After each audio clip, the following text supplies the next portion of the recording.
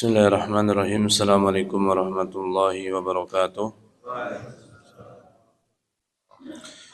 Innal hamdalillah nahmaduhu wa nasta'inuhu wa nastaghfiruh wa na'udzu billahi min shururi anfusina wa min sayyiati a'malina. May yahdihillahu fala mudilla lahu wa man yudlil fala hadiya lahu. Asyhadu an la ilaha illallah wahdahu la syarika lahu wa asyhadu anna Muhammadan abduhu wa rasuluhu la nabiyya ba'dah.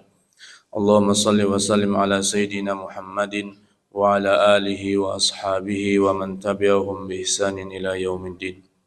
Allahumma alimna bima yanfa'una wa anfa'na bima 'allamtana wa zidna ilma wa arinal haqqa haqqa warzuqna ittiba'ah wa arinal batila batila warzuqna ijtinabah. Allahumma faqihna fid din wa 'allimna at-ta'wil.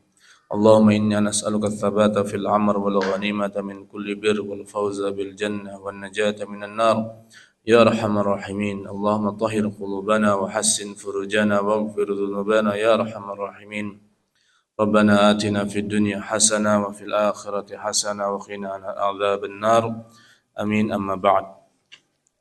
Baik hadirin rahimani wa rahimakumullah, jamaah salat subuh yang semoga Allah Subhanahu wa taala merahmati kita semua. Saya berterima kasih atas dipersilahkannya waktu untuk melanjutkan pembahasan fikih yang sudah kita lakukan pada kesempatan yang lalu. Semoga ini menjadi kebaikan bagi kita semua sesuai dengan hadis Rasulullah sallallahu alaihi wasallam, "May yuridillahu bihi khairan yufaqihu fid din." Barang siapa yang Allah kehendaki baginya kebaikan, maka Allah faqihkan dia terhadap ad-din, yaitu agama. Masyaallah muslimin rahimani wa rahimakumullah. Semoga Allah Subhanahu wa taala memberkahi kita di pagi hari ini, di mana Rasulullah sallallahu alaihi wasallam berdoa, Allahumma barik lana fi bukurina. Ya Allah, berkahilah kami di pagi-pagi kami. Bagaimana tidak Allah berkahi bagi kita atau hari ini sedangkan kita telah melaksanakan salat subuh berjamaah. Mungkin sebelum itu juga kita melaksanakan dua salat sunnah, yaitu 2 rakaat salat sunnah qabliyah subuh.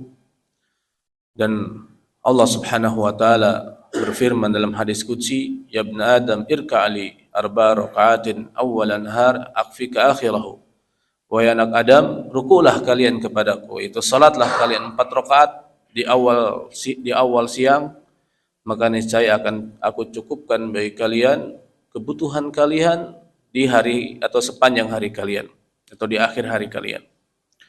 Maka kata ulama, apabila seorang muslim melaksanakan salat qabliyah subuh, kemudian dia melaksanakan salat subuh di awal waktu berjamaah, maka Allah Subhanahu wa taala akan menanggung, akan menjadi pelindung baginya, dan Allah akan cukupkan kehidupannya.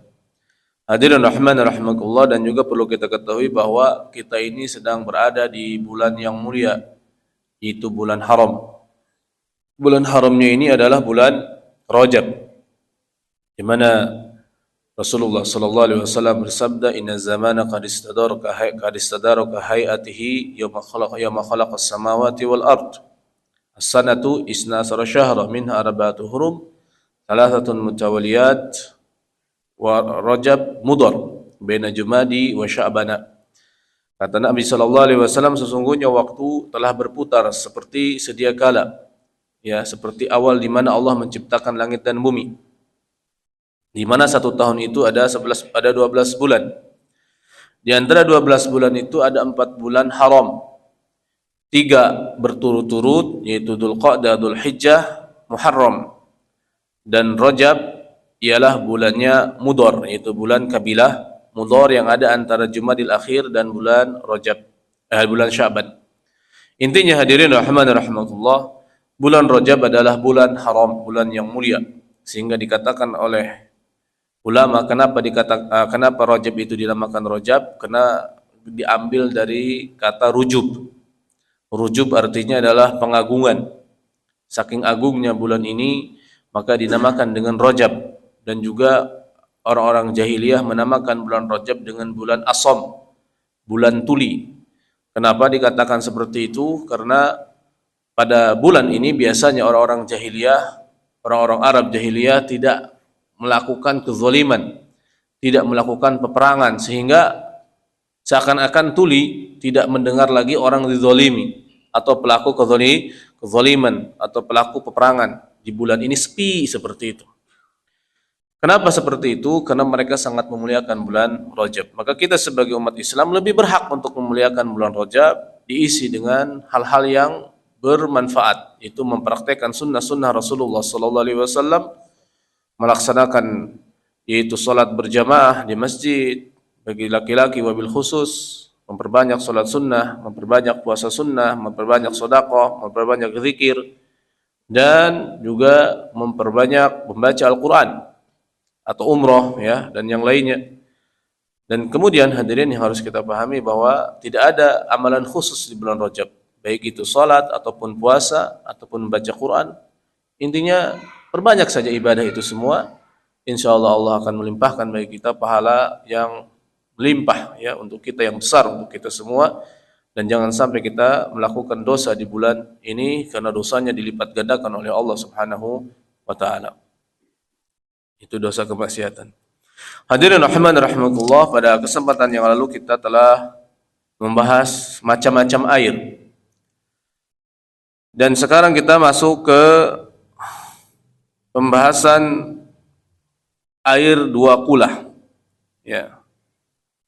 Kemarin sudah disinggung tentang air dua kulah. Itu dua kulah dalam mazhab Syafi'i atau pendapat para ulama ialah itu sekitar 500 liter dengan ukuran liter Baghdad, ya seperti literan yang ada sekarang ini di kita, atau satu toran kecil. Satu toran kecil itu dua kulah. Di mana apabila air sudah sampai dua kulah, maka dia yahmilul khabath dalam hadis Rasulullah SAW. Dia akan menanggung atau memikul najis, artinya tidak ternajisi. Apabila masuk ke dalam air dua kulah najis, maka airnya tidak berubah salah satu dari hal tiga: warna, bau, dan rasanya, maka air itu tetap suci. Air itu tetap suci. Itu dua kulah lebih, ya, dua kulah lebih. Tetapi apabila air itu di bawah dua kulah, di bawah dua kulah, baik itu kurang seliter atau kurang setengah liter atau kurang segelas, artinya di bawah dua kulah. Apabila dia tertimpa kemasukan najis, walaupun najisnya sedikit dan tidak berubah salah satu dari yang tiga, yaitu warna, bau, dan rasanya, maka air itu hukumnya najis. Air itu hukumnya najis. Maka perlu diperhatikan bagi kita kaum muslimin ini wajib menjaga kebersihan badan, kebersihan pakaian, itu kesucian badan, kesucian pakaian dikala kita mau salat. Yang harus digarisbawahi di sini ialah apabila kita mencuci pakaian. Mencuci pakaian, perhatikan. Kadang ibu-ibu atau sekarang ibu-ibu rumah tangga atau kita semua biar lebih simpel mencuci pakaian dengan mesin cuci satu tabung. Ya, dengan mesin cuci satu tabung. Kemudian dimasukkan ke dalam mesin cuci itu berbagai macam pakaian. Ada ompol, ada macam-macamnya. Ada mungkin, mohon maaf, bekas madhi, ya. Dimasukkan ke dalam mesin cuci, kemudian dinyalakan mesin cuci secara otomatis. Kemudian berjalanlah mesin cuci itu, dikasih sabun, ya, bersih kata kita. Mengalir airnya, air kotornya, kemudian dikeringkan. Kemudian dikeringkan. Maka hukumnya pakaian itu najis. Maka hukumnya pakaian itu najis kalau kita tahu bahwa ada di salah satu pakaian itu ada najis. Kecuali kita mengetahui bahwa pakaian ini tidak ada najis, kecuali kotor saja. Itu berbeda permasalahan. Maka harus hati-hati ibu-ibu, ya. Di dalam hal ini harus dibedakan antara mencuci kemudian dibilas lagi. Jadi dicuci dulu, kemudian sebelum dikeringkan harus dibilas lagi dengan air mengalir pakaian itu. Jangan dicampur begitu saja. biar simple, ya. Atau mencuci kering, saya nggak tahu apa itu cuci kering. Apakah dimasukkan pakaian kering, pakaian kotor ke mesin cuci yang tidak ada airnya, kemudian bersih begitu, seperti itu.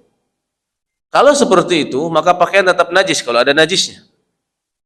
Harus dipahami, karena kita kaitannya sholat.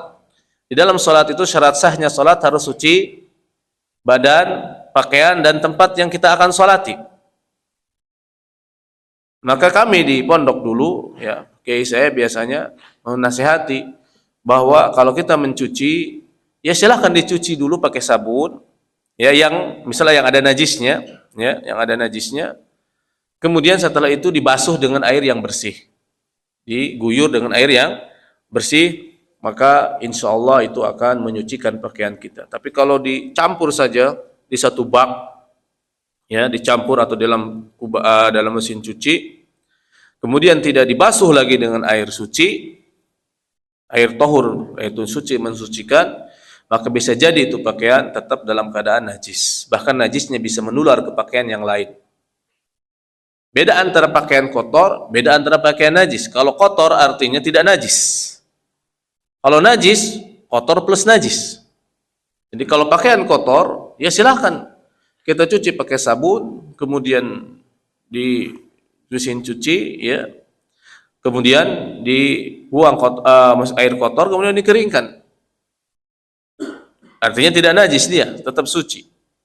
Tetapi kalau ada najisnya, maka air itu menjadi mutanajis, menjadi najis menular. Kenapa? Karena air tadi di bawah satu kulah.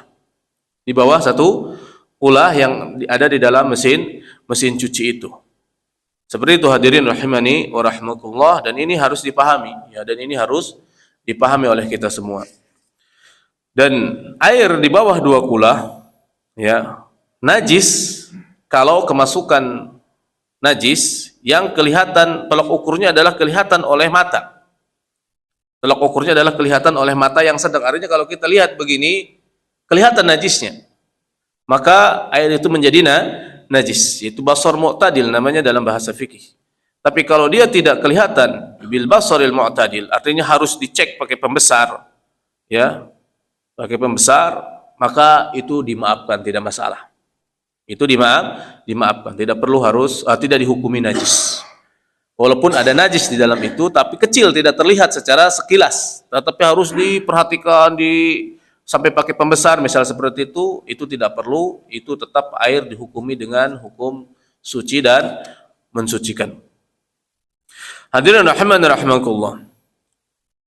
Kemudian, dan air yang di bawah dua kulah itu tetap hukumnya najis kalau kemasukan bangkai yang tidak memiliki darah.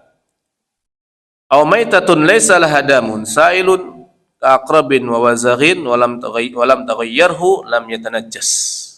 Kata Syekh Nawawi rahimahullahu taala, air itu tetap najis walaupun di bawah dua kulah dan dia kemasukan oleh bangkai, dan bangkai itu kan hukumnya najis sebenarnya, ya, hukumnya najis. Sehingga kalau kita salat membawa bangkai kecoa misal, maka salat kita tidak sah.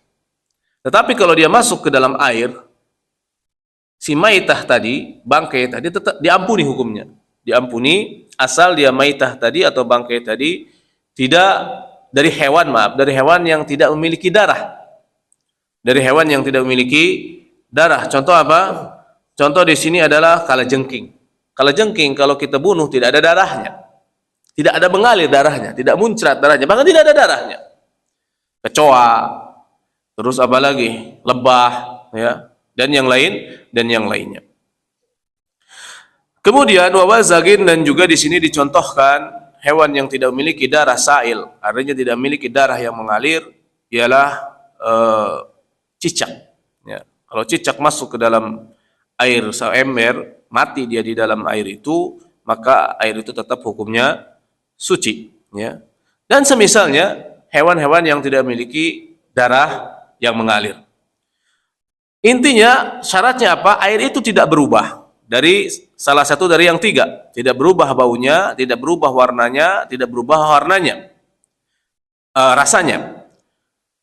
Kalau dia misal kemasukan kecoa atau laron, ya, kecoa atau laron atau semisalnya dari hewan yang tidak memiliki darah, tapi air itu berubah jadi bau, maka berubah air itu tetap najis, ya, tetap najis karena berubahnya, ya, karena berubahnya bukan karena hakikat dari kemasukan bangkai yang tidak berdarah.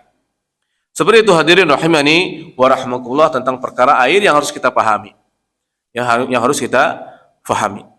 Tetapi kita juga perhatikan di sini tolok ukurnya adalah harus terlihat secara kasat mata. Sehingga kalau kita mau wudu di suatu tempat, dilihat sama kita bak airnya ada kotoran cicak misal, kelihatan dengan kasat mata kita, maka jangan berwudu dengan air itu. Air itu hukumnya najis. Karena kebanyakan kaum muslimin tidak peduli dengan hal itu, apalagi misal di rest area main wudu-wudu saja. Padahal suka saya cek baknya ada banyak sekali kotoran cicak.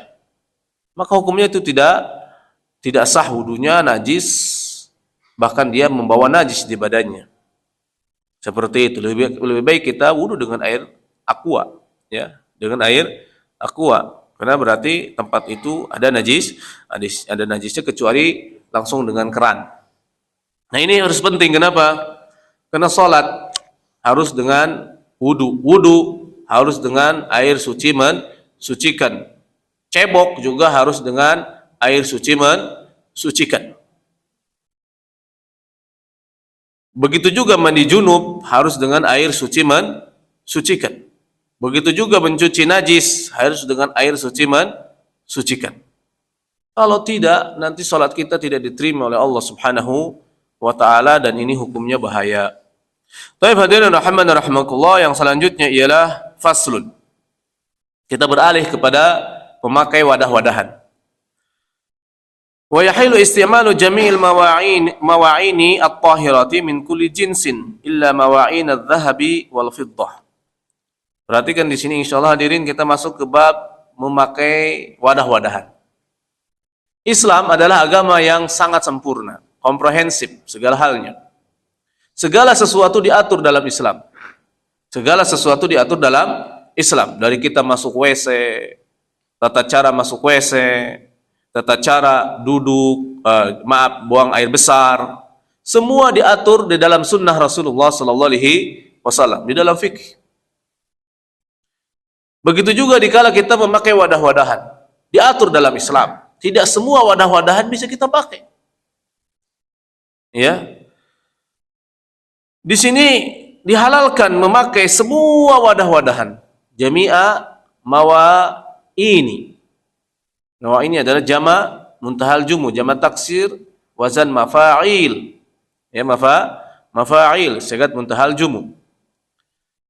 Semua wadah-wadahan yang suci dari semua jenis bahan bakunya, baik itu dari pohon, baik itu dari batu, baik itu dari tanah liat atau dari bahan tambang, misal dari intan, dari mutiara, dari apa lagi, dari apalah ya, pokoknya banyak, kecuali dua bahan tambang yang tidak boleh kita pakai mutlak, yaitu emas dan perak. Bapak-bapak atau ibu-ibu di sini ada yang kaya raya, ya, ada kaya raya. Pokoknya emasnya bertonton. Boleh gak saya menjadikan emas itu sebagai piring dan gelas, atau sendok atau garpu untuk saya makan, untuk saya jadikan alat makan? Karena di rumah saya emas kayak pasir katanya misalkan. Tidak boleh. Nah, kenapa tidak boleh? Karena syariat melarangnya, haram hukumnya. Karena inna hadhihi al-awani, kata Rasulullah SAW, inna hadhihi al-aniyata lahum fid dunya wa lakum fil akhirah. Wadah-wadah ini, emas dan perak, untuk orang kafir di dunia mereka, di dunia. Karena dunia ini adalah surganya bagi orang-orang kafir. Tapi bagi kalian umat Islam, nanti di akhirat kita makan dengan piring emas, minum dengan gelas emas seperti itu. Tidak boleh, haram hukumnya. Ya, seperti kita memakai baju sutra bagi laki-laki. Tetapi wadah ini umum bagi laki-laki atau perempuan. Mau dia perempuan ataupun laki-laki, tidak boleh menjadikan wadah dari emas atau sesuatu yang disepuh dan sepuhannya banyak sekali, ya, dari emas atau perak untuk jadikan alat makan atau alat minum. Tidak boleh, hadirin. Karena Rasulullah SAW bersabda, "Alladzi yashrabu wa yakulu min aniyati adh-dhahabi wal fiddati innama yujarjiru fi batnihi nar." Orang yang, kalau Rasulullah SAW, orang yang minum dan makan dari wadah emas dan perak, ya, dari wadah emas dan perak, sungguh dia telah menyalakan api di dalam hati, di dalam perutnya. Atau walaupun perak itu dibuat asbak, misal sudah mah merokoknya pakai asbak, asbaknya dari perak. Numpuk-numpuk itu masalahnya. Hadirin, hati-hati. Mutlak tidak boleh. Mutlak tidak boleh. Jadi diharamkan bagi kita kaum muslimin dan muslimat memakan makanan yang diwadahi dengan emas dan perak. Mutlak haramnya. Semua ini jumhur ulama sepakat akan hal ini. Baik itu anak kecil ataupun orang besar. Sebagian ulama Syafi'iyah mencontohkan adalah misal celak, ya, sifat-sifat, tapi wadahnya terbuat dari emas, itu pun terlarang, tidak boleh. Untuk anak kecil misal tidak boleh, tetap untuk anak kecil tidak boleh mutlak. Ya, tidak boleh mutlak. Kecuali emas itu dalam bentuk pakaian hiasan. Dalam bentuk pakaian atau hiasan, baju emas, ya, atau baju yang disulam dengan emas dan perak, kalung emas, gelang emas, ya, kemudian tudung emas. Untuk perempuan boleh, untuk perempuan dibolehkan, dan tidak boleh untuk laki-laki. Fayahrum isti'maluha li ghairi daruratin, maka haram memakai emas dan perak sebagai wadah-wadahan makanan dan minuman kecuali darurat, ya. Kecuali darurat. Kalau kita darurat, tidak ada gelas, tidak ada piring yang terbuat dari bambu, terbuat dari pohon, terbuat dari apapun, kecuali di rumah kita banyak piring terbuat dari emas dan perak toh. Sedangkan kita lapar. Keramik pun tidak ada misal, ya, untuk jadi wadah makan kita. Nah, nyari daun pisang tidak ada. Ya udah, pakai saja itu untuk sementara wadah emas dan perak karena darurat. Ada kayak gitu, hadirin. Masya Allah, ya. Baik, itulah seperti itu, hadirin rahimakumullah. Dan juga yang disepuh dengan emas dan perak, apabila sepuhannya itu banyak. Tolok ukur sepuhan banyak, kata ulama apa? Apabila kita bakar piring yang disepuh dengan emas, misal emasnya meleleh, saking banyaknya emasnya meleleh, maka tetap piring atau gelas itu atau sendok itu hukumnya haram bagi kita untuk dijadikan alat untuk makan dan minum. Di sinilah hadirin rahimakumullah, jadi cuma dua saja yang dilarang untuk dipakai bagi kita alat untuk minum dan makan, yaitu pekakas yang terbuat dari emas dan perak. Baik itu kata ulama dalam bentuk sendok ataupun dalam bentuk pisau ataupun dalam bentuk garpu, ya, ataupun mungkin dalam bentuk tusuk gigi, ya, itu juga tidak boleh dipakai karena kaitannya dengan hal yang dimakan oleh kita. Dan Rasulullah SAW jelas mengancam bahwa orang yang memakan makanan dan minuman yang wadahnya terbuat dari emas dan perak, maka dia sama saja telah menyalakan atau menggolakkan api neraka di dalam perutnya. Janganlah kita mencelakakan diri kita dengan hal seperti ini. Kalau saya sih aman insya Allah, karena alhamdulillah boro-boro ada piring dan gelas emas di rumah. Sepuhannya juga tidak ada. Jadi perkara ini insya Allah aman. Takutnya di antara kita ada yang jadi konglomerat nanti ke depan. Ya, siapa tahu. Sehingga biasanya kalau sudah jadi kaya, ginan mutgia, kaya yang melampaui batas. Kaya yang melampaui batas, akhirnya gaya hidupnya menjadi apa? menjadi tinggi. Saya nggak mau makan pakai piring keramik misal, tapi saya makannya pengen piring emas. Nah ini bahaya, muthiar, ini melampaui batas. Tetapi selain itu boleh. Ustaz, saya punya piring yang terbuat dari mutiara, boleh, silahkan. Itu uniknya, silahkan jadi mutiara, dari intan berlian yang dikerok misal, piring dari intan berlian, silahkan saja. Yang jelas tidak boleh dari dari dua bahan tambang ini, emas dan perak, mutlak. Dan ini sifatnya tauqifiyah. Pokoknya emas dan perak tidak boleh. Ya, emas dan perak tidak boleh. Atau dari kristal misal. Gelas kristal, bagus sekali kan, gelas kristal dan piring kristal. Tidak masalah, silahkan saja, halal. Yang penting jangan dari emas dan perak. Baik hadirin rahimakumullah. Yang selanjutnya kita beralih ke pasal tentang hukum hewan. Ya, Islam membahas tentang jenis-jenis hewan, dibahas semuanya dalam fikih untuk kita fahami. Baik hadirin rahimakumullah, al-hayawanatu kulluha tanjusu bimautiha illa al-adamiyya was-samaka wal jarada wal ma'kul al-madbuha in dhubiha dhabhan syar'iyyan. Semua jenis hewan, tadi saya sudah singgung bahwa semua bangkai itu najis. Maka semua jenis hewan menjadi najis jikalau dia mati. Baik itu hewan yang tidak memiliki darah yang mengalir atau hewan yang memiliki darah mengalir.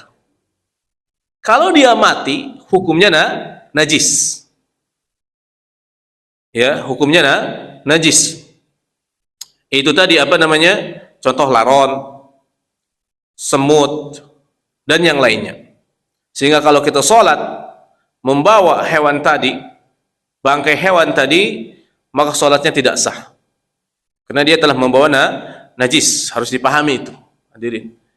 Sehingga kalau seseorang sholat, kemudian dia lupa, ternyata dia lagi ngantongi bangkai burung kesayangannya, misal burung burung kutilang dan semisalnya, mati dia, atau perukutut, dia kantongin, sholat lupa, kemudian habis sholat dia baru tahu bahwa di kantongnya ada burung mati, maka dia harus mengulangi sholatnya karena dia membawa najis, kecuali burungnya tadi matinya disembelih, beda urusan.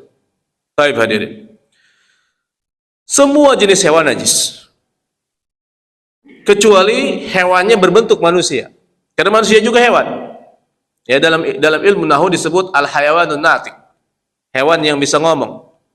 Ya, dalam ayat juga disebut bahwa kita juga al-hayawan, yaitu kehidupan atau hal yang hidup. Intinya manusia adalah jenis hewan yang bisa ngomong. Tapi kita kalau disebut hewan ya gak terima, hadir. Tapi secara kaidah, ya, manusia juga adalah disebut hewan secara umum. Itu makhluk hidup. Kecuali manusia, maka manusia jenazahnya suci, baik itu dia muslim ataupun kafir. Mau dia muslim ataupun kafir, hukumnya suci. Tetapi orang kafir najis secara maknawi. Najis secara maknawi karena kekafirannya dia kepada Allah Subhanahu wa taala. Innamal musyrikuuna najasun. Sesungguhnya orang musyrik, orang kafir adalah najis. Itu bukan najis aini, bukan najis zatnya najis bukan, tetapi maknawi. Secara makna dia atau mereka itu najis. Sehingga kalau kita bersentuhan dengan orang kafir atau orang musyrik, ya hukumnya suci, tidak perlu harus dicuci tangan kita. Seperti itu hadirin rahimani wa rahimakumullah. Dan sungguh sesat kalau ada sebagian muslim yang menganggap golongan di luar golongannya hukumnya najis. Wah, ini sungguh keterlaluan. Sungguh keterlaluan. Kita bersegaul dengan orang kafir, yang kafir mutlak, baik itu kafir mulhid, ateis, ataupun non-muslim yang lainnya, hukumnya mereka suci. Kalau dia di rumah kita, makan di piring kita, makan di gelas kita, nggak perlu harus dicuci piring dan gelas kita. Memakai pakaian kita, nggak perlu harus dicuci pakaian kita, hukumnya suci. Ya, hukumnya suci. Baik dia mereka lagi hidup ataupun sudah mati.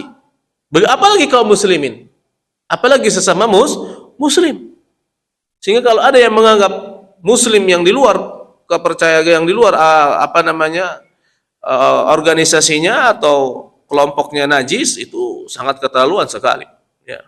Itu terlalu menyeleweng dari kebenaran. Kemudian yang kedua, hewan yang halal, bukan halal, suci, halal dan suci di kala mati ialah ikan. Baik ikan lautan atau ikan sungai, bangkainya hukumnya suci. Bangkainya hukumnya suci plus halal walaupun tidak disembelih oleh kita. Kemudian yang ada di daratan ialah wal jaroda, belalang. Jenis belalang apapun, mau belalang segede tangan tubuhnya atau yang kecil-kecil, hukumnya suci. Biasanya kami dulu waktu saya di kampung, kebiasaan kami makan belalang, ya, karena belalang halal. Kami mengatakan yang halal itu, ya, waktu kecil, yang halal itu yang belalang simet padi namanya, belalang padi. Adapun belalang yang di hutan-hutan, ya, hitam terus gede, ya, terus tidak ada sayapnya, kata kami itu haram. Padahal enggak, semua berjenis belalang, ya. Sehingga kalau kita musim dingin nih pergi umroh ke tanah suci, biasanya di Masjidil Haram dan di Masjid Nabawi atau di Madinah dan Mekah secara umum penuh dengan belalang. Penuh dengan belalang. Ya. Sehingga saya tinggal di Madinah, alhamdulillah beberapa tahun, kita suka ngambilin belalang. Musim belalang kita tangkapin, kita goreng. Buahnya gede-gede, segede-gede gini. Hadirin, segede-gede jempol, ya. Itu halal. Mau segede jempol, mau segede ini, yang jelas jenis belalang hukumnya suci dan juga hukumnya halal. Yang penting itu tadi kata Pak Ustadz, tidak beracun. Ya kalau beracun ya jangan dimakan. Jadi tidak bolehnya apa? Karena dia beracun. Seperti itu hadirin rahimakumullah. Dan yang dimakan, hewan yang dimakan disembelih. Kebo disembelih, embe disembelih, burung disembelih, ayam disembelih, maka matinya mereka itu hukumnya suci, ya, atau bangkainya mereka, bukan bangkai, ya, yaitu matinya mereka, ya, hewan matinya tadi yang disembelih hukumnya suci, tidak najis, ya. Sehingga kalau kita bawa daging sapi dikantongin tapi tidak ada darahnya, ingat, daging sapi dikantongin sama kita tidak ada darahnya, kemudian ke bawah sholat, sah gak sholat kita? Sah, ya. Kalau ada darahnya jadi tidak sah. Bukan masalah daging, tetapi masalah darah. Jadi najis kena darah, bukan najis kena daging. Itulah hadirin rahimakumullah. Kemudian yaitu disembelih dengan cara syar'i. Penyembelihan secara syar'i kita fahami ialah yaitu disembelih dengan pisau yang tajam dengan menyebut nama Allah Subhanahu wa taala. Kemudian memutus urat hulqum dan urat mari. Jadi dua. Yang penting terputus urat hulqum atau mari. Apa hulqum? Hulqum adalah tenggorokan. Apa mari? Yaitu urat arteri. Urat arteri, darah. Kemudian wadajain. Wadajain adalah penyempurna. Wadajain adalah saraf. Dua urat yang ada di leher yaitu urat saraf. Yang jelas kalau seseorang menyembelih hewan cuma putus hulqum, sebagian ulama mengatakan sudah sah. Tetapi sebagian ulama mengatakan tidak, harus terputus mari, urat yang mengalirkan darah. Dan ini lebih hati-hati. Ini lebih hati-hati. Sebagian sehingga banyak yang protes di medsos tentang mendapati misal ayam cuma terpotong begini saja, segini terpotong, tidak dikelilingi potongannya.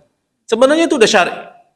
Sebenarnya itu sudah syar'i, yang penting kelihatan putus tenggorokannya dan urat darahnya, walaupun tidak sekeliling leher seperti yang kita biasa menyembelih hewan ayam, itu sudah syar'i. Harus kita pahami itu. Jadi insyaallah jangan takut kita kalau makan ayam, misal ini tenggorokannya sudah putus dan ada satu urat lagi yang putus, insyaallah sudah halal. ya insya Allah sudah halal walaupun tidak disembelih secara keliling. Itu syarat yang harus kita pahami tentang penyembelihan secara syar'i. Ya. Kemudian wajuluduha tathuru bidzibaghi zahiran wa batinan.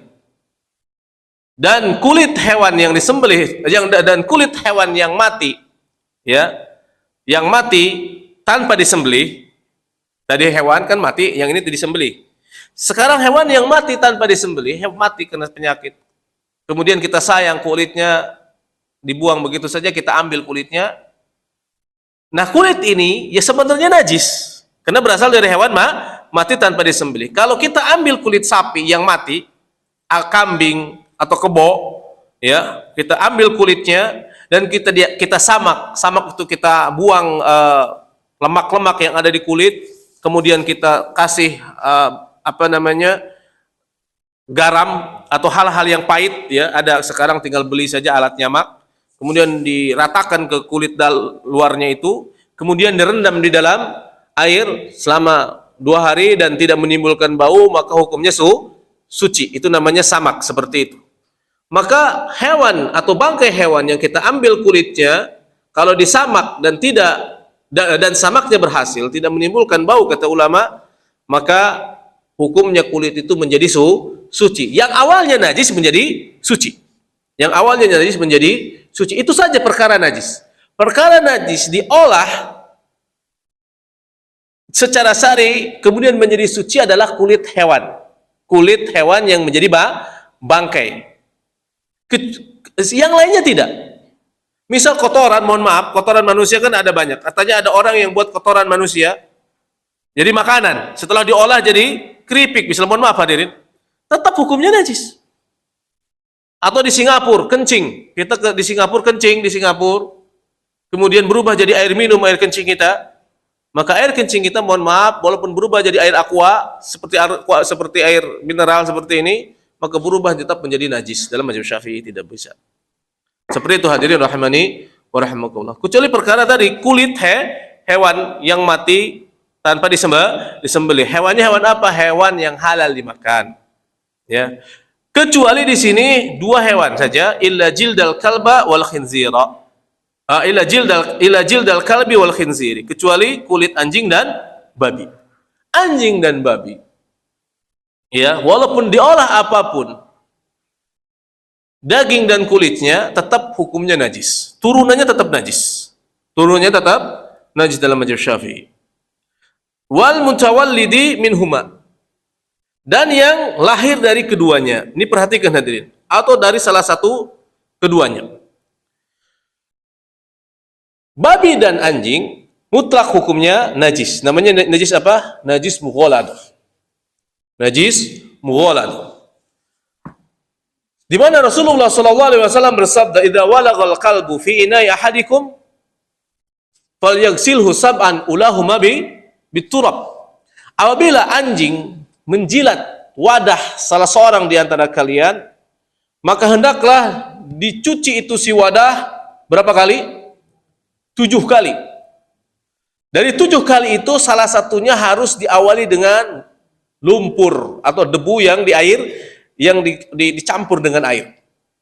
Ulahuma biturab, atau di awal atau di akhir.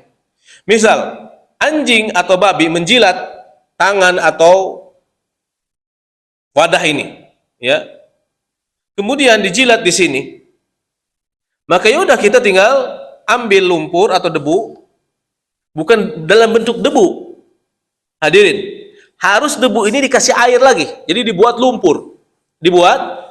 Kenapa? Dalilnya kata ulama, falyaghsilhu saban ulahuma biturab.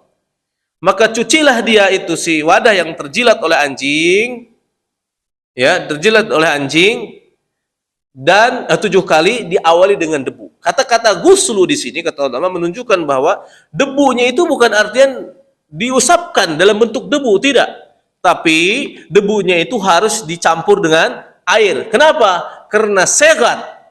Mafhum dari hadis ini ada kata al-ghuslu. Ada kata al-ghuslu. Maka harus dibuat lumpur dulu, baru kemudian diulaskan ke yang ada najisnya tadi, kemudian dicuci dibuang lagi, dicuci, maaf, dibersihkan si lumpur tadi sampai bersih. Kalau sudah bersih, baru dihitung satu. Ini saya ambil lumpur, kan kotor. Ini kan kotor, harus dicuci. Misal baru bersih 3 kali cucian. Maka 3 kali cucian itu tidak dihitung 3 kali. Baru dihitung satu. Dibersihkan dulu sampai bersih itu lumpur. Kalau sudah bersih, walaupun 3, 4, 5, atau 7 kali, maka itu baru dihitung satu. Dengan hilangnya lumpur tadi. Nah, 1 baru kemudian tambah 2, 3, 4, 5, 6 basuhan air. Itu 7 artinya membasuh dengan lumpur, kemudian dibersihkan lumpur tadi. Setelah bersih, baru tinggal nambah 6 basuhan air. Jadi jangan salah. Kita misalnya ada lumpur, dibasuh sama kita. 1, 2, 3, 4. Bersih, keempatnya lanjut. 5, 6, 7. Enggak. Masih kurang. Masih kurang 3 lagi. Berarti belum suci itu si wadah secara hukum masih najis. Najisnya ada najis apa? Najis mughaladhah. Baik hadirin. Di dalam hadis ini, hadis riwayat Bukhari dan Muslim, idza walagal kalbu, yang dihukumi najis di dalam syariat adalah cuma anjing. Ada enggak dalil najisnya babi? Dalam Al-Quran dan Sunnah tidak ada sama sekali. Silahkan cari. Terus kalau begitu babi nggak najis dong? Tetap najis. Tetap najis. Babi tetap najis. Dari mana dalil najisnya babi? Sedangkan tidak ada dalil dalam Al-Quran dan Sunnah. Tidak ada dalilnya dari hadis dan Quran. Tidak ada memang. Yang ada dalam Al-Quran adalah tentang haramnya babi. Nah, unik ya. Haramnya babi tidak ada najisnya anjing. Di dalam Al-Quran yang ada apa? Haramnya babi, mohon maaf, dan tidak ada haramnya anjing. Apa dalilnya? Allah Subhanahu wa taala berfirman, "Innama harrama 'alaikumul maitata wad-dama wa lahmal khinziri wa ma uhilla bihi li ghairillah." Atau hurimat 'alaikumul maitatu dan maitatu wad-damu wa lahmul khinzir. Sungguh telah diharamkan atas kalian apa? Darah dan daging babi. Dan bangkai dan darah dan daging babi dan apa yang disembelih untuk selain Allah Subhanahu wa taala. Atau tidak menyebut nama Allah Subhanahu wa taala. Atau telah diharamkan bagi kalian apa? Bangkai dan darah dan daging babi. Ini ayat. Jadi dalam ayat ini hanya menyebutkan pengharaman babi. Jadi takutnya kita nanti diserang oleh seseorang. Mana dalam Al-Quran dan hadis tidak ada babi najis? Berarti boleh dong di rumah kita ngurusin babi. Seperti itu, kayak kucing. Ya, enggak, tetap haram. Tetap najis babi. Babi tetap najis. Nanti ada orang lagi bilang, mana buktinya kalau anjing itu haram? Tidak ada dalam Al-Quran dan Sunnah misal anjing itu haram secara nas. Baik ya, seperti itu hadirin. Baik, begini. Justru dalil najisnya babi adalah berdasarkan hadis tadi. Idza walagal kalbu fi inaya hadikum falyaghsilhu sab'an ulahuma biturab. Itu dalil tentang najisnya babi. Apabila anjing menjilat wadah salah seorang di antara kalian atau pakaian salah seorang dari kalian atau tubuh kita, maka hendaklah dicuci 7 kali. Awal yang pertama cucian atau yang terakhir cucian dengan debu atau lumpur. Hadis ini adalah dalil tentang najisnya anjing plus najisnya babi. Kita katakan dari mana? Kalau nggak ada kata-kata babi, di sini adanya kata-kata anjing. Begini hadirin. Makanya dalam Islam itu, hukum dalam Islam itu ada 4. Al-Quran, Sunnah, Ijma, Qiyas. Pengharaman babi berasal dari Qiyas. Qiyas apa? Qiyas al-aula namanya. Ya, atau Qiyas aulawi. Atau Qiyas khilaful aula. Qiyas khilaful aula. Ustaz, dari mana itu Qiyas khilaful aula? Banyak dalam Al-Quran dan Sunnah. Contoh, Qiyas khilaful aula atau aulawi. Allah Subhanahu wa taala berfirman, "Fala taqul lahuma uffi wa la tanharhuma." Jangan kalian bilang ke orang tua kalian, dan jangan menghardik mereka. Akhirnya kita bilang, Kenapa ente nonjokin orang tuamu? Ya, orang tua mau ditonjokin, ditendangin, diusir dari rumah. Nggak apa-apa, nggak apa-apa. Karena tidak ada dalilnya dalam Al-Quran dan Sunnah. Nah, ini orang bodoh namanya. Iya, tidak ada dalam Al-Quran dan Sunnah. Kan dalam Al-Quran kan cuma jangan mengatakan anak kalau ke orang tua nggak bilang tapi kalau nonjok kan hajar terus. Gitu kan. Hadirin, ini namanya khilaful aula. Nonjok saja tidak boleh, apalagi nonjok. Wala taqrabu malal yatimi. Jangan kalian mendekati harta anak yatim. Kenapa ente habisin, ente korupsi itu harta anak yatim? Ente beli rumah buat poligami lagi, gitu kan? Buat nikah lagi, buat beli mobil. Kan yang tidak boleh mendekati. Kalau dibelanjakan kan boleh kayaknya. Nah, ini kebodohan. Ini namanya khilaful aula. Mendekati saja tidak boleh, apalagi merampoknya, menggunakannya. Dan banyak lagi ya. Wala taqrabuz zina dan yang lainnya. Itu namanya apa? Kias, kebalikannya lebih utama. Kebalikannya lebih utama. Maka anjing tidak disebutkan dalam Al-Quran tentang keharamannya. Benar tak? Sedangkan babi disebutkan dalam Al-Quran tentang keharamannya. Antara anjing dan babi memiliki kesamaan. Kesamaan antara fara' dan usul. Cabang dan pokok. Makis dan makis aleh. Makis dan makis aleh. Kita yang jadi makis siapa yang di sini? Anjing. Makis alehnya siapa? Babi. Yang jadikan bahan pengkiasan si babi. Memiliki kesamaan duanya. Apa kesamaannya? Satu, dua-duanya haram. Benar? Dua-duanya haram. Kedua, dua-duanya tidak boleh dijual. Benar no? Dua-duanya tidak boleh dijual, haram hukumnya. Antum jual anjing yang paling mahal pun tetap hukumnya haram. Uang hasil jual anjing hukumnya haram. Begitu juga uang hasil jual babi. Maka dengan dua alasan tadi, ada kesamaan antara pokok dan cabang, maka dikiaskanlah babi kepada anjing dengan kias aulawi. Maka babi lebih najis daripada anjing. Anjing saja najis, maka babi lebih najis. Itulah hadirin asal usul najisnya babi. Jadi babi itu hukumnya najis mughaladah. Jadi najis mughaladah cuma dua, yaitu najis babi dan anjing dan apa-apa turunannya. Sehingga di sini dikatakan hal yang dilahirkan dari keduanya. Apabila anjing dikawinkan dengan embe, anjing dikawinkan dengan embe atau dengan kelinci, lahirlah kelinci berbentuk anjing. Ya, lahirlah kelinci, tubuhnya tubuh anjing tapi mukanya muka kelinci. Lucu kan?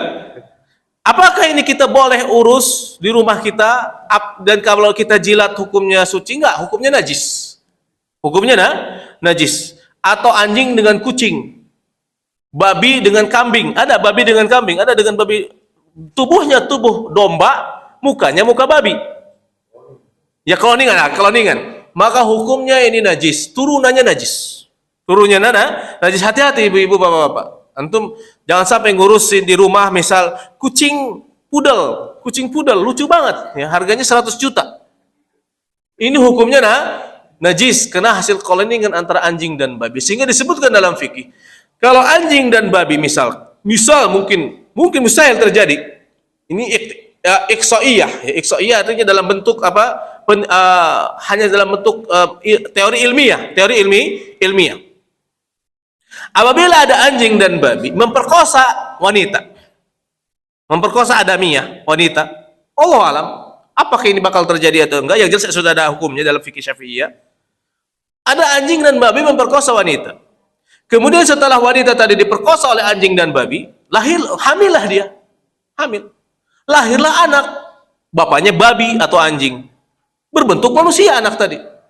Gagah, ganteng. Tapi bin babi atau bin anjing, ya, atau cantik, menawan.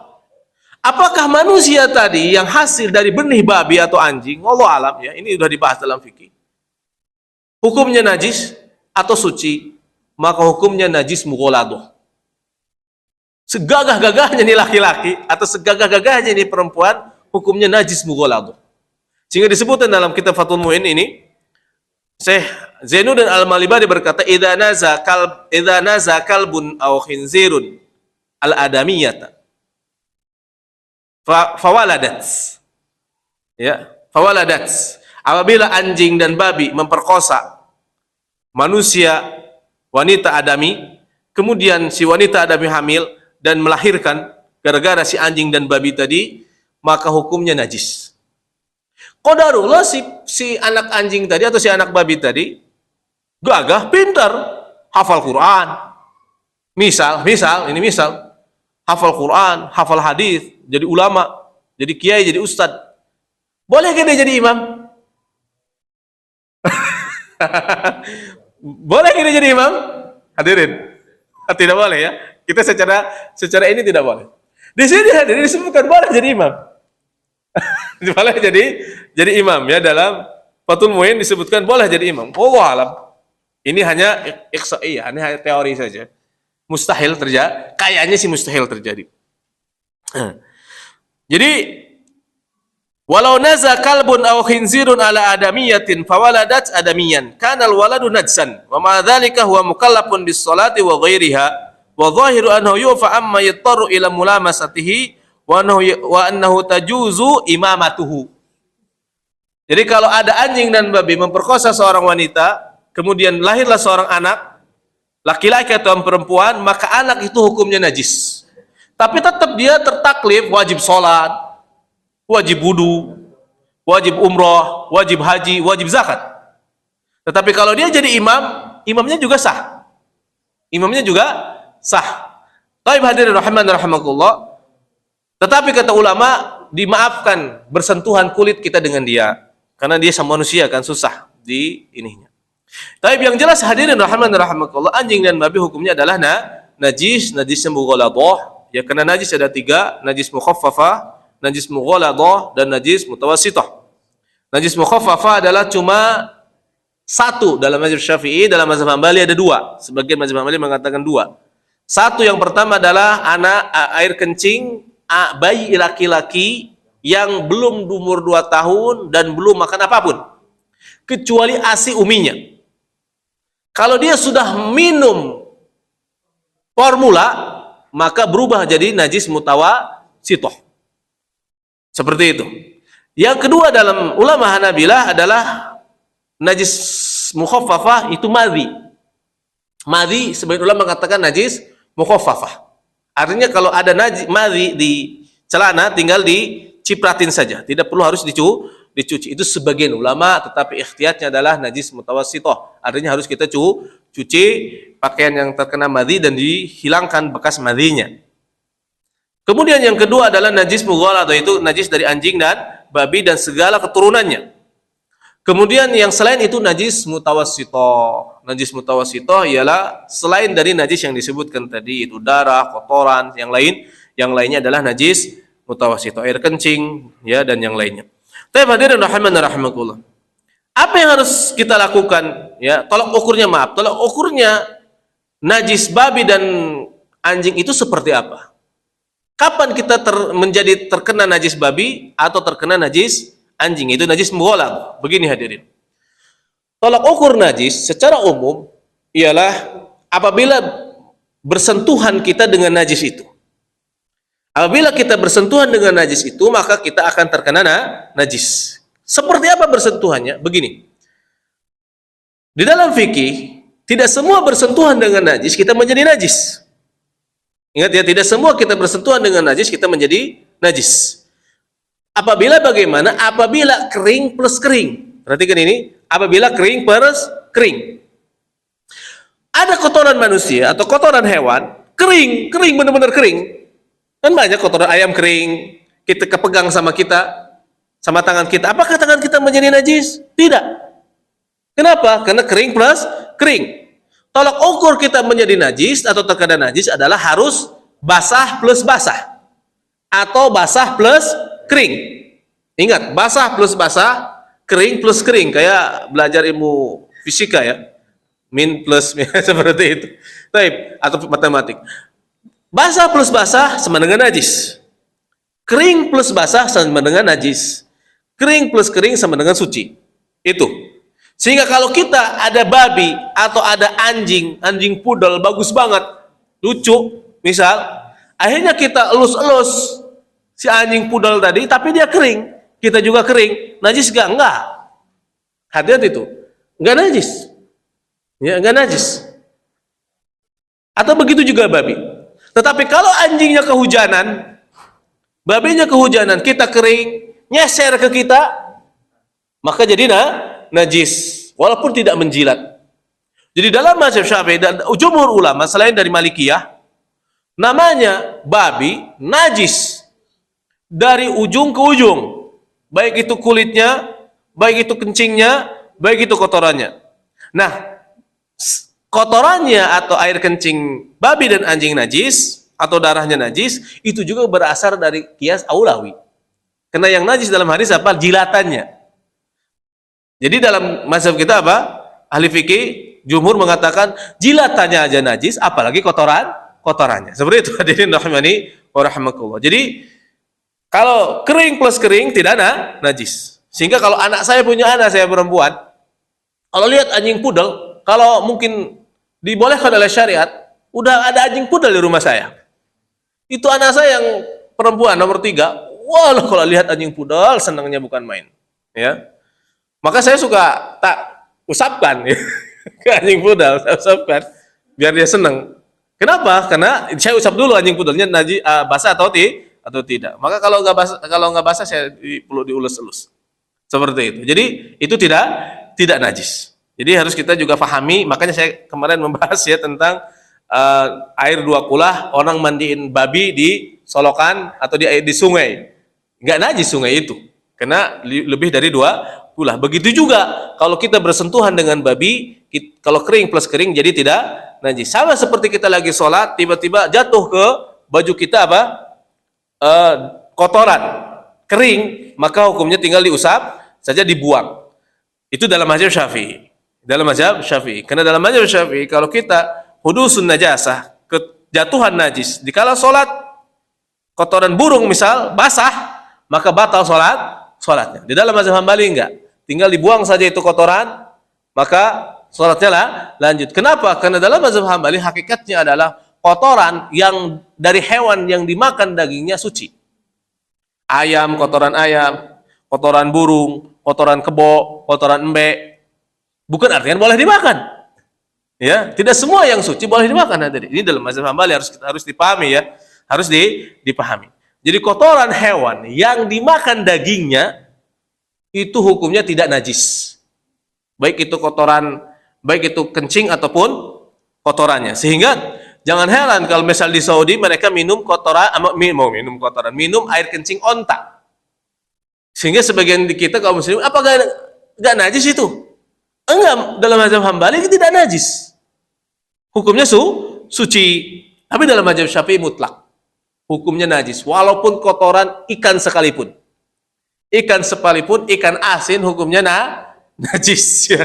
Pedak kan enak tuh kotorannya ya. Pedak sekalipun tetap najis. Tidak boleh dimakan.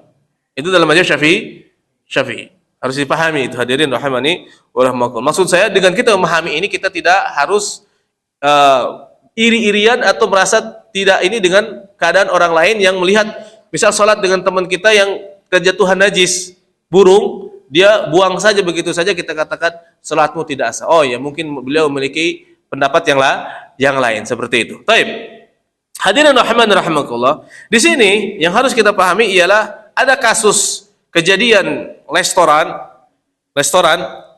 ada orang makan pakai piring dia, pakai wadah dia dengan makan daging babi.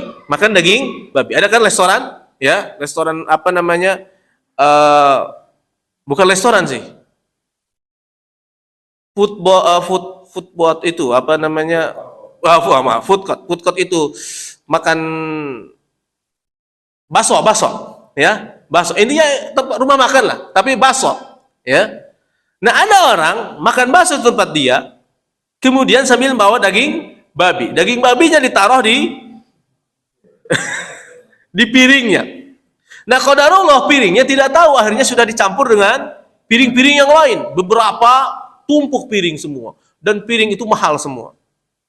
Akhirnya saya lihat di dalam video itu, sehubungan orang ini ingin mempraktekkan ya kesyariahannya, kesyariannya, ya, akhirnya dia hancurin semua gelas dan piring-piringnya. Nah, ini sebuah keteledoran, sebuah kebodohan hadirin. Harusnya bagaimana? Apabila piring terkena najis, kan sudah disebutkan tadi, najis anjing atau babi tinggal disertu, namanya sertu, yaitu dicuci 7 kali, yang pertama dengan debu, atau yang terakhir dengan debu atau lumpur, ya, debu dijadikan lumpur. Terus bagaimana, ini kan sudah bercampur dengan piring-piring yang lain. Maka dalam kasus ini kita harus bana alal yakin, dibangun di atas keyakinan. Piringnya yang mana Pak Bos? Misal, ya, ini udah dicampur nih ke bak yang ini nih, gak tahu piringnya yang mana. Apakah piring sebak ini harus dihancurin? Gak boleh, haram. Namanya itlaful mal, menyia-nyiakan harta. Berikan saja tuh piring ke saya, ya, ke rumah saya mau. Nanti pokoknya saya cuci semuanya. Caranya bagaimana? Tinggal kita bana alal yakin, dia bangun di atas keyakinan, taruhlah semuanya najis semua ini, ya, piring ini semuanya najis. Tinggal digoyor saja dengan air yang campur lumpur. Semuanya diguyur, kemudian diratakan. Habis itu dibanjur, dibersihkan satu-satu, tinggal dicuci 6 kali semuanya. Seperti itu caranya. Tidak harus dihancurin semua piring. Menghancurkan semua piring hukumnya haram. Haramnya di mana? Menyia-nyiakan harta, namanya itlaful mal. Ya sama, kita punya mobil, sehubungan bapak-bapak, ibu-ibu mobilnya banyak, akhirnya buat konten bakar mobil. Haram hukumnya. Dosa besar. Dosa besar. Harusnya bagaimana? Iya, mobilnya kasih ke orang yang nggak punya. Ya, kayak nggak punya mobil. Bagus. Atau dijual mobilnya, dikasihkan duitnya ke fakir miskin. Sama itu juga. Saya lihat piring-piring mahal, mangkok-mangkok mahal, dihancurin semua, itu hukumnya haram. Ya, karena disebut itlaful, masuk ke bab itlaful mal, menyia-nyiakan harta. Jadi perkara itu mudah kalau diiringi dengan fikihnya. Hadirin rahimani wa rahimakumullah. Sudah syuruk ya? Baik hadirin, mungkin cukup sekian dari saya ya. Intinya seperti itu tentang najis babi dan anjing, dan juga atau najis mughalathah, dan perkara hukumnya haiwan ya. Jadi kita tidak perlu harus bersusah payah tentang menyikapi najis ini. Juga kita juga tidak harus berkeras-keras sehingga menyusahkan diri kita. Jadi kalau sudah paham fikihnya ya santai saja ya. Santai saja. Ada anjing misal butuh pertolongan, kejepit, harus tangan kita megang dia, ya peganglah, apa susahnya. Diambil, atau anjing atau babi, mereka juga makhluk hidup, ya. Dipegang, diselamatkan, ya kemudian kita terkena najis, ya udah kalau terkena najis, tinggal cari lumpur, diusapkan ke tangan, ya, dicuci, habis itu dicuci bersih, itu berarti satu, tinggal tambah 6 kali basuhan air, udah beres suci insyaallah. Itulah cara penyuciannya, baik itu di pakaian ataupun di badan ataupun di peralatan. Nah, maaf, satu lagi. Kecuali kata ulama, anjing dan babi itu menjilat sesuatu yang bukan peralatan. Contoh menjilat mobil atau ngencingin mobil, atau menjilat rumah atau ngencingin rumah. Itu tidak perlu kita cuci 7 kali pakai lumpur. Kenapa? Perkara itu kan gede. Mau gimana lagi? Mau ngapain? Jadi seperti itu hadirin rahimakumullah. Atau misal anjing jilat pojokan masjid, tidak semua masjid itu jadi najis. Jadi tidak semua masjid jadi najis, tidak perlu itu kita cuci seperti itu. Ya kalau mau dicuci nggak masalah, tapi jangan sampai kita menganggap ini mobil semobil-mobilnya atau ini rumahnya jadi najis mughalathah. Bukan, itu hanya perkara alat yang kecil, wadah yang kecil atau wadah-wadahan. Seperti itu hadirin rahimani wa rahimakumullah, wallahu a'lam bishawab. Sampai di sini. Baik, tidak ada pertanyaan ya, kita tutup. Baik, monggo. Siap. Enggak apa-apa. Ya silakan yang mau suruk silakan. Ustaz, bagaimana hukumnya kita membeli ayam potong yang tanpa kita sadari ini umat Islam sering beli Ustadz ya di pasar ya. Apakah itu syari atau tidak, disembelih dengan nama Allah atau tidak, kita tidak tahu. Itu yang pertama. Yang kedua, bagaimana dengan ikan, apakah perlu juga disebut nama Allah ikan yang kita beli itu pas saat kita potong atau tidak. Yang ketiga, bagaimana kalau yang menjilat itu sejenis anjing misalnya kayak harimau Ustadz, kita pelihara harimau atau musang di rumah, jilat kita pakai itu najis. Terima kasih Ustadz. Terima kasih Pak. Assalamualaikum. Bismillah wassalatu wassalamu ala rasulillah. Pertanyaan bagus. Bagaimana kalau kita beli ayam potong di pasar bukit? Ya, apakah itu haram atau tidak? Begini Pak, kita membelinya kepada kaum muslimin, maka hukumnya sudah halal. Tidak perlu kita tanyakan, Pak, ini Bapak nyembelihnya pakai bismillah atau enggak? Itu hukumnya halal. Hukumnya halal. Dihukumi ke hukum asal. Dihukumi ke hukum asal. Kenapa? Karena dia muslim yang dagangnya, maka insya Allah halal. Baca bismillah. Kebetulan kalau ingin tahu dalam mazhab Syafi'i tidak wajib baca bismillah dalam menyembelih. Harus dipahami itu. Kenapa? Karena sudah ke bawah sama dirinya muslim. Yang penting potong lehernya, hulkum dan mari. Jadi sunnah dalam mazhab Syafi'i baca bismillah. Dan yang wajib itu adalah mazhab Hambali justru. Ya, dalam mazhab Hambali. Kenapa? Karena sudah ke bawah sama muslimnya. Sudah ke bawah sama muslimnya. Nah, kalau kita membeli ayam potong di pasar bukit, tidak perlu kita harus nanya apakah ini ayam potong disembelih syar'i atau syar'i atau tidak syar'i. Kita hukumnya dia syar'i, kecuali kita melihat qarinah dalil bukti bahwa lehernya misal tidak terpotong sama sekali, baru itu urusan lain. Ini sudah terpotong, kita masih ragu, hukumnya suci. Kenapa? Di sini disebutkan ya, walaupun apakah hadisnya itu tidak sahih atau tidak, wallahu alam, tapi di sini dijelaskan tentang apabila kita disuguhi makanan. Ini makanan sama dengan itu ayam potong. Makanan ini makanan berbentuk roti. Misal ada orang ini roti ini biasanya terbuat dari najis. Tapi kita itu kan kata aja, tidak melihat kita bentuknya. Maka apakah makanan hukumnya najis? Enggak. Hukumnya dihukum hukum asal. Roti atau bakwan ini berasal dari hukumnya suci. Di sini menukil kisah Nabi SAW dibawakan kepada beliau roti dari mana? Dari Syam. Dan disebutkan bahwa roti dari Syam itu biasanya terbuat dari dalaman babi, qarsh. Maka Nabi tidak bertanya lagi, langsung dimakan aja sama Nabi. Kemungkinan pada perang Tabuk. Ya, saya lihat di dalam hadis ada pada saat peristiwa perang Tabuk. Nabi langsung makan. Ini menunjukkan makanan hukum asalnya suci kecuali atau halal kecuali terbukti di dalamnya ada hal yang haram. Contoh semisal ajinomoto. Ajinomoto misal diisukan najis misal.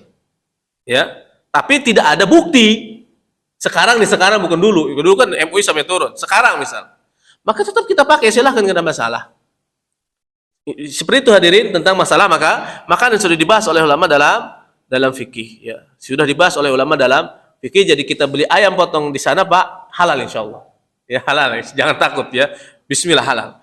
Kecuali itu tadi, pasti tengok lehernya sama antum, enggak ada bekas sembelihan. Wah, ini jangan-jangan bangkai ini. Ya pasti bukan jangan-jangan bangkai, ya bangkai. Seperti itu ya. Baru itu haram. Kenapa? Karena ada qarinah. Ada bukti. Jadi kalau kita dengan kaum muslimin, hukum asalnya apa? Halal atau suci. Kemudian yang kedua, bagaimana kalau kita dijilat kucing, dijilat harimau, di rumah ada melihara harimau, ya, atau memelihara musang, melihara serigala, apakah masuknya najis? Enggak. Selain dari babi dan anjing, enggak najis. Ya, harimau jilatannya suci. Kemudian citah dan yang lainnya, kucing, musang, semuanya suci. Jilatannya suci. Jadi yang najis itu cuma dua. Ingat, jangan dibawa kemana-mana ya. Anjing dan babi dan turunannya. Kecuali harimau dikloning dengan babi, dengan anjing. Baru dia najis anaknya tadi. Ya, seperti itu. Yang ketiga apa tadi yang ketiga? Oh, ikan, ya. Apa ikan harus baca bismillah? Enggak perlu. Ikan ya tidak perlu disembelih. Ya, ikan tidak perlu disembelih. Ya, ikan tidak perlu disembelih. Kenapa? Karena tadi disebutkan kan bahwa ikan itu bangkainya suci. Dalilnya adalah Rasulullah SAW bersabda, hilu maitatuha, bahru itu hilu tahuru mauha wa hilu maitatuha. Lautan itu airnya suci, mensucikan, bangkainya hewan yang ada di laut kemudian jadi bangkai suci. Artinya tidak perlu disembelih. Ikan tidak perlu disembelih walaupun segede apapun ikannya.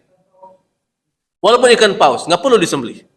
Ya, jadi dimakan begitu saja, bangkainya tidak masalah. Karena hadis ini sudah saya singgung kemarin pada peristiwa Syati'il Bahar, Syariah Syati'il Bahar atau Syariatul Al-Khabat, ya, Syariatul Khabat yang dibawa pimpinan Abu Musa Al-Asy'ari 400 orang sahabat mau mencegat kafilah Quraisy. Kelaparan, pas nyampe di sana ada ikan paus yang gede. Akhirnya mereka makan semua ikan paus itu yang tadinya kurus-kurus. Sahabat pas pulang ke Madinah jadi gemuk dan bawa dendengnya. Akhirnya Nabi pun makan dendeng paus. Nabi mengatakan tahuru mauha wa hillu maitatuha. Air laut itu suci airnya dan halal bangkainya. Wallahu a'lam bishawab, seperti itu Pak Haji ya. Oke, tidak ada lagi hadirin ya. Kita tutup dengan baca kafaratul majelis. Subhanakallahumma bihamdika asyhadu an la ilaha illa anta astaghfiruka wa atubu ilaik. Assalamualaikum warahmatullahi wabarakatuh.